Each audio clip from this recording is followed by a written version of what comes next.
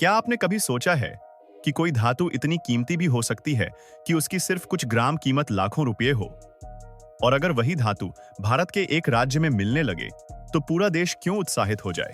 आज हम बात करने वाले हैं इरिडियम की, एक ऐसी धातु जिसकी खोज में कर्नाटक सरकार इतनी तेजी से लग गई है कि अब दुनिया भर की नजरें कर्नाटक की चट्टानों पर टिक गई हैं। कुछ महीनों पहले जब कर्नाटक सरकार ने अचानक खनिज खोज के लिए अपने सर्वे तेज कर दिए, धारवाड़, बेल्लारी और हावेरी जैसे जिलों में वैज्ञानिक घूमते दिखे, जमीन के भीतर गहराई तक सैंपल लिए जाने लगे और सरकार ने खनिज खोज का बजट भी पहले से काफी बढ़ा दिया। लेकिन सबसे बड़ा सवाल उठा, आखिर ऐसा क्या मिला जिसे लेकर इतनी भागदौड़ शुरू हो गई?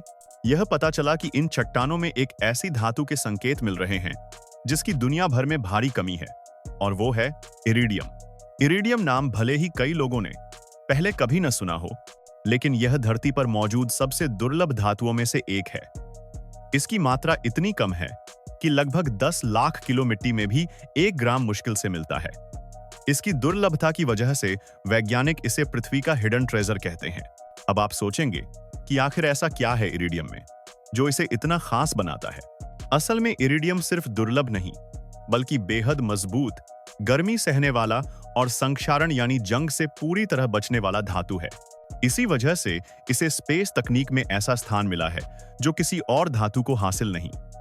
नासा और स्पेसएक्स जैसी एजेंसियां अपने सबसे महत्वपूर्ण उपकरणों में इरिडियम का इस्तेमाल करती हैं। उपग्रहों के पार्ट्स, रॉकेट इंजन के नोजल, सेंसर और गहरे समुद्र की खोज करने वाली मशीनें, ये सब इरिडियम के बिना संभव नहीं। इरिडियम का इस्तेमाल सिर्फ स्पेस में ही नहीं, बल्कि हमारे पृथ्वी के चिकित्सा क्षेत्र में भी होता है। कैंसर के इलाज में काम आने वाले रेडियो आइसोटोप, बेहद सटीक सर्जिकल उपकरण, पेट्रोलियम रिफाइनरी और कैटलिस्ट, हर जगह इसका उपयोग है। और जैसे जैसे दुनिया हाइड्रोजन ईंधन वाले भविष्य की तरफ बढ़ रही है, इरिडियम की मांग आसमान छूने लगी है।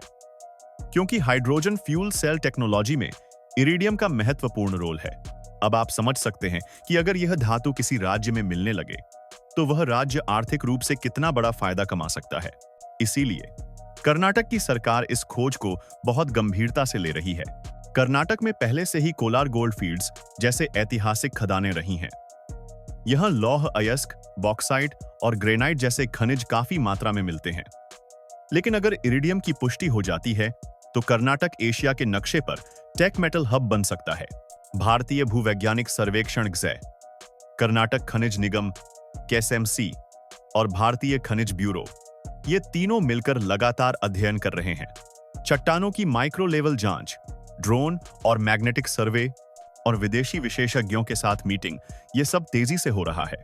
लेकिन क्यों? क्योंकि इरिडियम सिर्फ एक कीमती धातु नहीं, बल्कि भारत की रणनीतिक जरूरत है। देश रक्षा क्षेत्र में लगातार मजबूत हो रहा है। मिसाइलें, नेविगेशन सिस्टम, गाइडेड वेपन, इन सभी में उपयोग होने वाले सेंसरों में इरिडियम का अहम योगदान है। भारत अंतरिक्ष में भी तेजी से आगे बढ़ रहा है। आने वाले मंगल मिशन, चंद्रयान मिशन और मानव अंतरिक्ष उड़ान के लिए हल्के और टिकाऊ मटेरियल चाहिए। और आगे आने वाले समय में भारत हाइड्रोजन और इलेक्ट्रिक वाहनों में बड़ा खिलाड़ी बनना चाहता है, जिसका आधार इरिडियम जैसे धातुओं पर टिका है। लेकिन हर कहानी का एक दूसरा पक्ष भी होता है। इरिडियम मिलना जितना रोमांचक है, उतना ही चुनौतीपूर्ण भी। यह धातु अक्सर पृथ्वी की सतह से कई 100 मीटर नीचे मौजूद रहती है।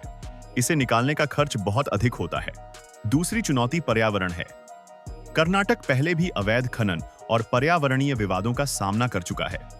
अगर भारी खनन शुरू होता है तो स्थानीय लोग प्रदूषण और विस्थापन को लेकर चिंतित हो सकते हैं। इसके अलावा इरिडियम को चट्टानों से अलग करना भी काफी जटिल प्रक्रिया है, जिसके लिए भारत को अभी तकनीक उधार लेनी पड़ सकती है। फिर भी सरकार पीछे नहीं हट रही, क्योंकि अगर एक बार भंडार की पुष्टि हो जाती है तो इसका फायदा न सिर्फ कर्नाटक बल्कि पूरे देश को मिलेगा। कर्नाटक की अर्थव्यवस्था में नई जान आ जाएगी, रोजगार बढ़ेंगे, निवेश बढ़ेगा और ग्रामीण इलाकों का विकास होगा। राजनीतिक रूप से भी यह बड़ा मुद्दा बन सकता है। कोई भी सरकार चाहेगी कि वह राज्य और देश को एक बड़ी आर्थिक ताकत दिलाने वाली खोज का श्रेय अपने सिर ले। स्थानीय लोगों में भी उम्मीदें जाग गई हैं। कई गांवों में लोग सोच रहे हैं कि शायद इस खोज से उनके बच्चों को नौकरी मिलेगी, इलाके की सड़कें बनेंगी और इलाके में व्यापार बढ़ेगा। हालांकि लोग यह भी चाहते हैं कि पर्यावरण को नुकसान न पहुंचे और खनन से उनकी जिंदगी मुश्किल न हो। वैज्ञानिकों का मानना है कि कर्नाटक की चट्टानों में प्लेटिनम समूह की धातुएं पहले भी देखी गई हैं। इसलिए इरिडियम मिलना असंभव नहीं है, लेकिन यह अभी शुरुआती चरण है। शुरुआत के नमूनों को कई बार परीक्षणों से गुजरना होगा, फिर बड़े पैमाने पर सर्वे करने होंगे। आने वाले महीनों में ड्रोन सर्वे, जियोफिजिकल स्कैन और हाईटेक मशीनों से जमीन के भीतर की पूरी तस्वीर बनाई जाएगी।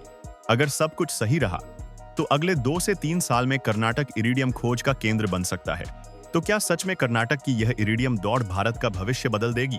इसका जवाब आने वाला समय देगा। लेकिन एक बात जरूर कही जा सकती है, यह खोज सिर्फ एक धातु की नहीं, बल्कि भारत की वैज्ञानिक, आर्थिक और सामरिक आत्मनिर्भरता की खोज है। यह देश के तकनीकी भविष्य का एक महत्वपूर्ण कदम है। वीडियो पसंद आया हो तो लाइक जरूर करें। अगर आप ऐसी ही रोचक और ज्ञानवर्धक कहानियां चाहते हैं तो हमारे चैनल को सब्सक्राइब करें।